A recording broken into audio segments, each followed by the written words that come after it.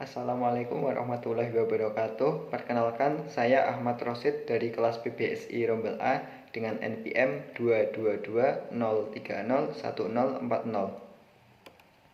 Assalamualaikum warahmatullahi wabarakatuh, anak-anak. Waalaikumsalam warahmatullahi wabarakatuh. Gimana kabarnya hari ini?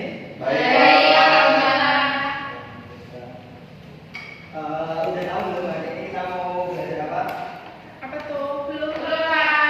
Kita hari ini mau belajar tentang teks cerita pendek. Ada yang udah pernah baca cerita pendek?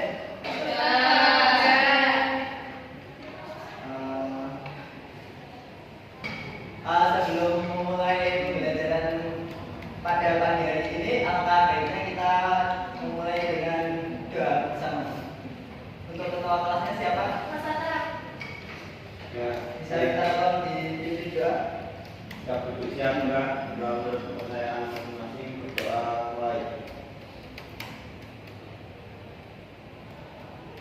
Doa selesai. Terima kasih, Ustaz. Selanjutnya adalah saya presensi terlebih dahulu ya. Dila Aulia, Hadir. Naswa, Hadir. Ika, Hadir. Tata, Hadir. Arisna, Hadir. Bisa, Hadir. Ivan, Hadir.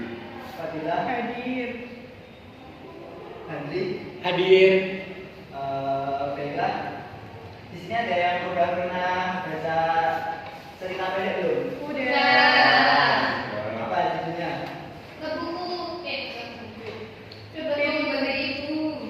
Itu tentang apa itu? Katanya. Tentang ibu dong. Oke. Langsung saja saya akan menyampaikan materi tentang teks cerita pendek.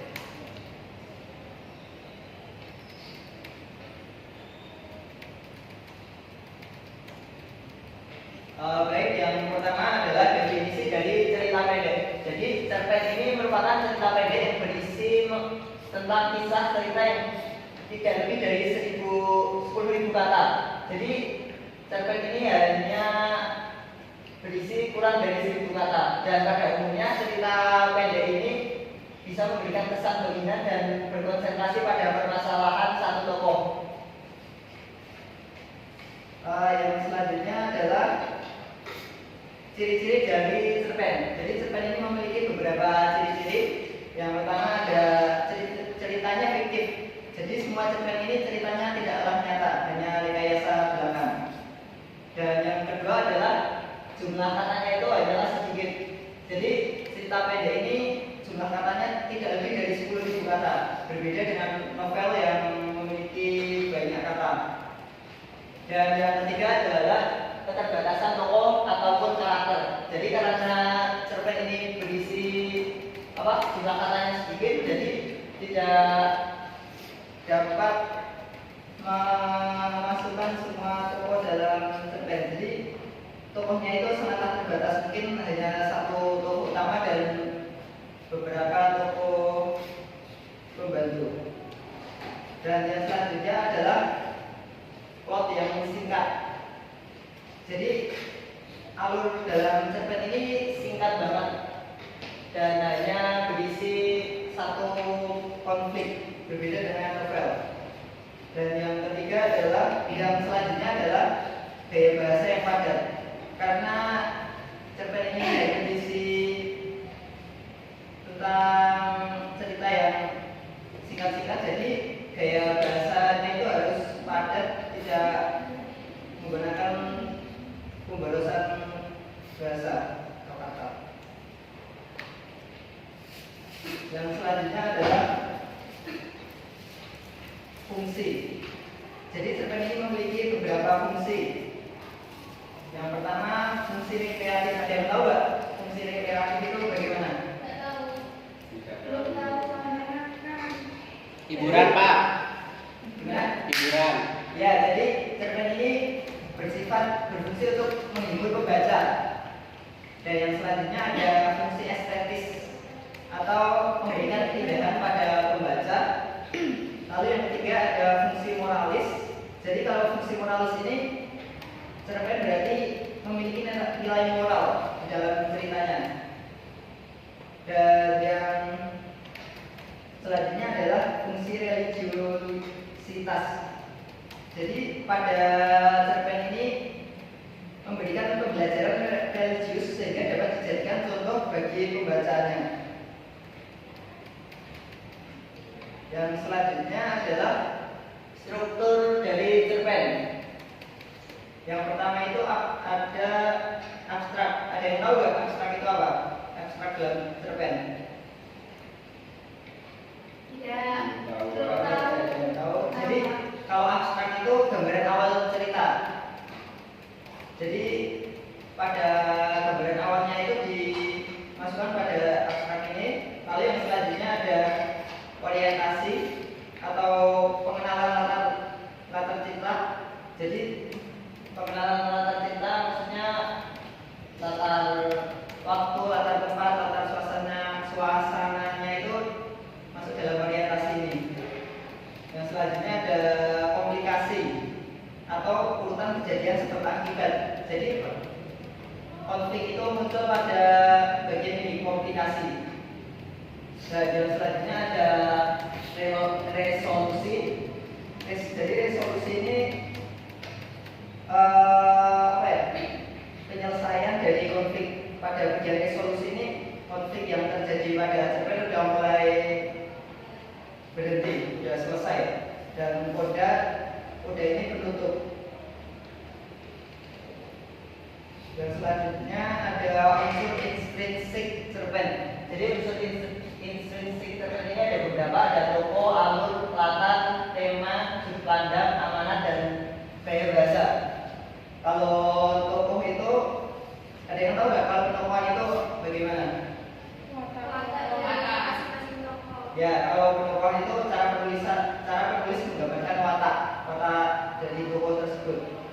Yang selanjutnya alur itu berarti urutan kejadian cerita. Biasanya ada alur maju, mundur, atau alur campuran. Yang selanjutnya ada latar atau setting. Jadi dalam latar atau setting ini ada beberapa setting.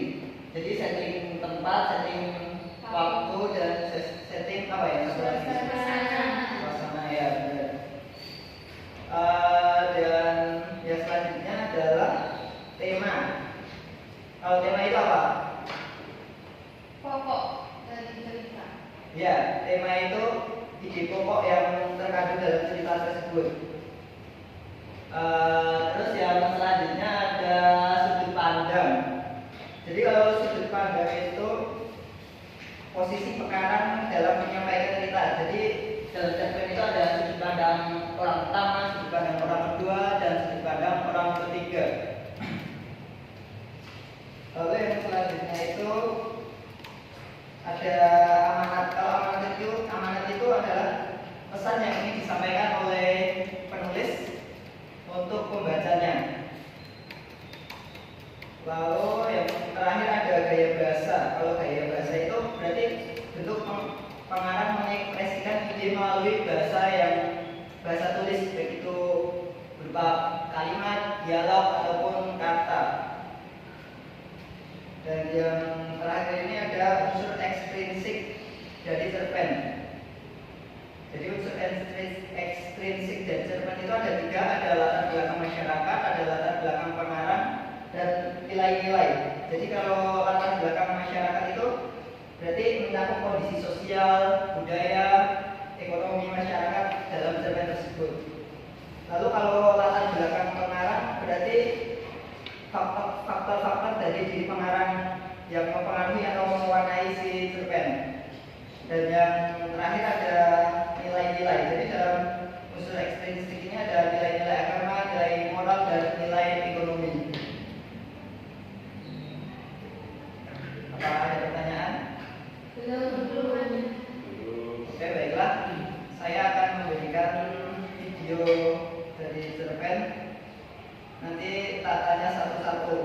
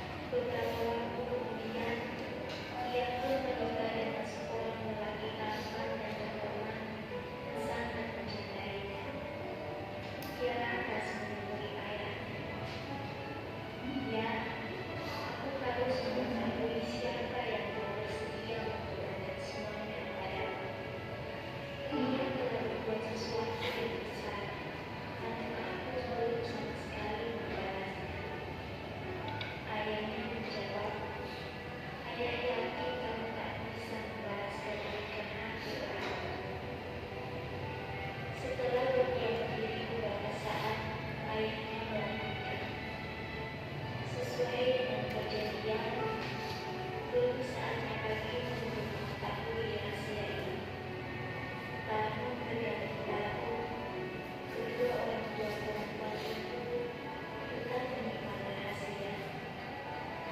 Hingga suatu hari, tibalah saat yang memimpin bagi keluarga tersebut. Pada hari itu, ayah dan anak itu berdiri di samping jenazah ibunya yang baru saja meninggal.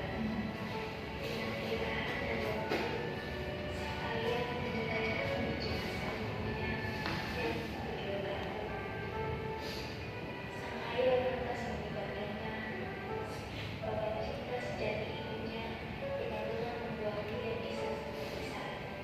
Masihlah tak sebanding dengan cinta dan ketulusannya membesarkan, mendidik, dan merawat kita hingga menjadi seperti sekarang.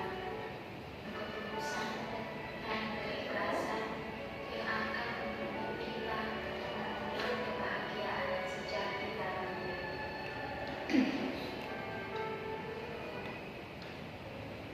Dari cerpen ini ada yang tahu nggak temanya ini tentang apa? Bisa angkat tangan yang bisa.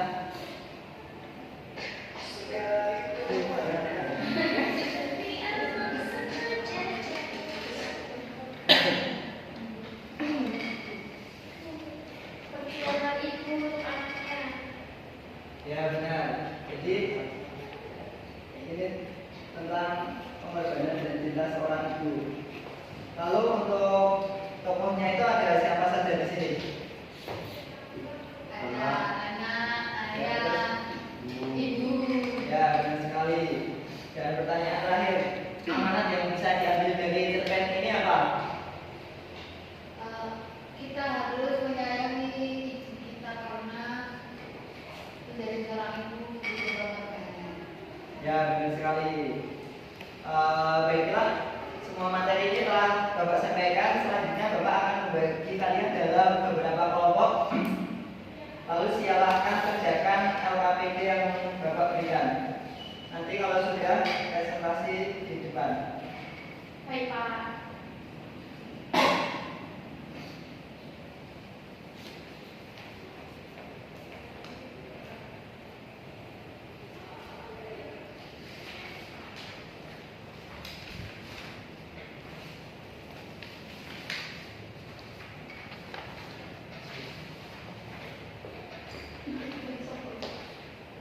Saya berikan waktu 10 menit untuk mengerjakan.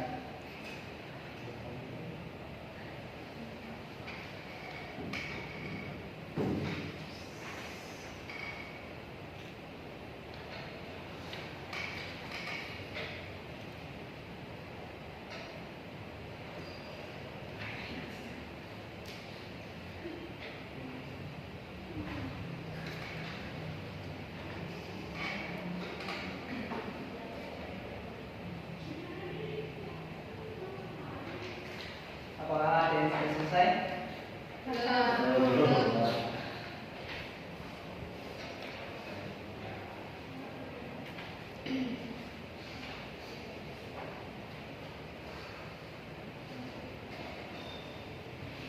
Waktunya tinggal 2 menit ya.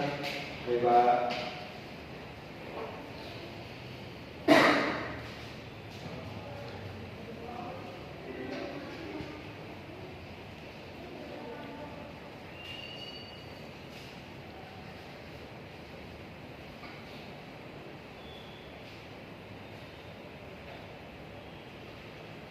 Sudah selesai belum?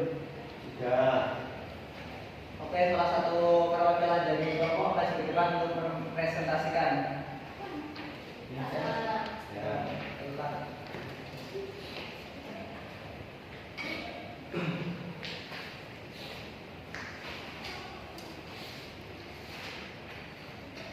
Nah, di sini dari kelompok kami itu mendapat kisah seorang penjual koran. Jadi kisah ini memiliki tema kejujuran. Lalu yang kedua terkait dengan tokoh dan juga penokohan. Yang pertama itu adalah Ipin sebagai tokoh utama yang memiliki watak jujur, tidak berniat untuk menyimpan barang teman yang berharga, bertanggung jawab. Hal ini dibuktikan karena si Ipin ini segera memberitahu pemilik barang yang hilang.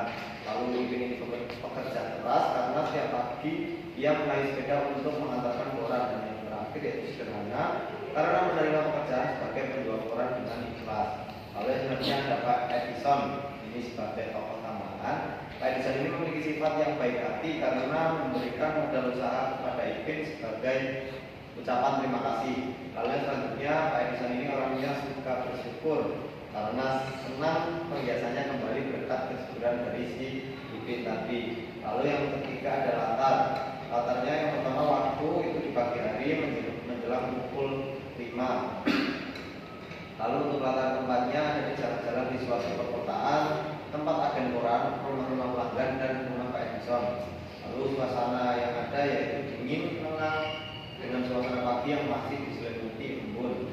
Yang keempat ada alur, cerpen ini menggunakan alur maju atau progresif.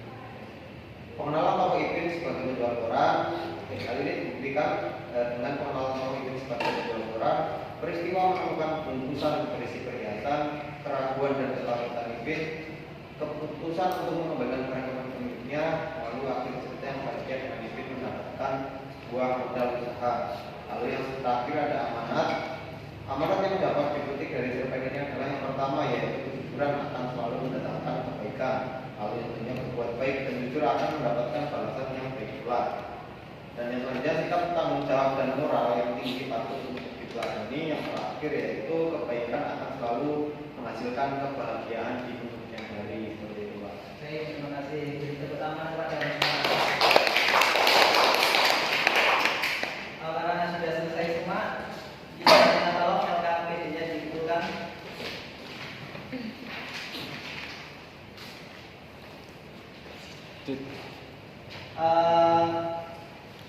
Pembelajaran kita hari ini sudah cukup. Memori penuh. Memori penuh. Bisa yang lain aja. Ini gurih bro. Bisa. Kok dikatain? Baiklah, pembelajaran kita hari ini sudah selesai. Kita